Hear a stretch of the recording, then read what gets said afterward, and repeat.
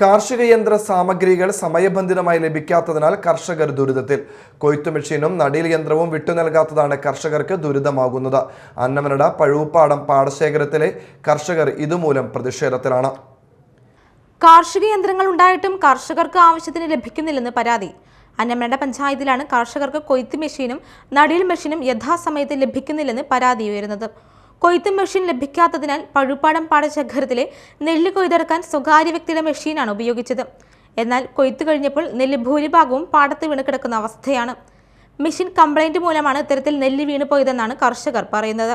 പഞ്ചായത്തിലെ മെഷീനുകൾ ലഭിച്ചിരുന്നെങ്കിൽ ഇത്തരത്തിൽ കർഷകർക്ക് ദുരിതമുണ്ടാകുമായിരുന്നില്ലെന്നും എത്രയും പെട്ടെന്ന് ഇവ കർഷകർക്ക് ഉപയോഗയോഗ്യമായി ലഭ്യമാക്കണമെന്നും ward member Sunitha Sajeev media ടൈമിനോട് പറഞ്ഞു. ഇപ്പോൾ കൊയ്ത്ത് നടക്കുന്ന ഒരു അവസരമാണ്.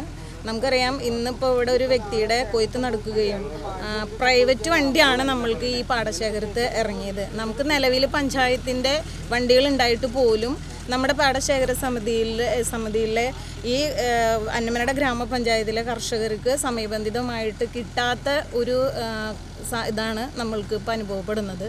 അതുകൊണ്ട് കർഷകർ പ്രൈവറ്റ് വണ്ടികളെ സ്ഥാപിക്കുകയും അതോടൊപ്പം പാടശേഖരത്ത് ഇറങ്ങി. ഇപ്പം ഇന്ന് ഇവിടെ ജിൽസൺ ചക്കാലക്കൽ എന്ന് പറയുന്ന വ്യക്തിയുടെ പാടശേഖരത്ത് ഇപ്പോൾ ഒട്ടനവധി ഈ കൊയ്ത്ത് കഴിയുകയും അതിൻ്റെ മെഷീൻ്റെ കംപ്ലൈൻ്റ് ആണെന്ന് പറയുന്നു. കംപ്ലൈൻറ്റ് നെല്ലും നമ്മുടെ പാടത്താണ് കിടക്കുന്നത്. ഇതുമായി ബന്ധപ്പെട്ട് വന്നപ്പോഴാണ് ഇവിടെ കർഷകരുടെ ഭാഗത്തു നിന്ന് നമ്മൾക്കറിയാൻ സാധിച്ചത്.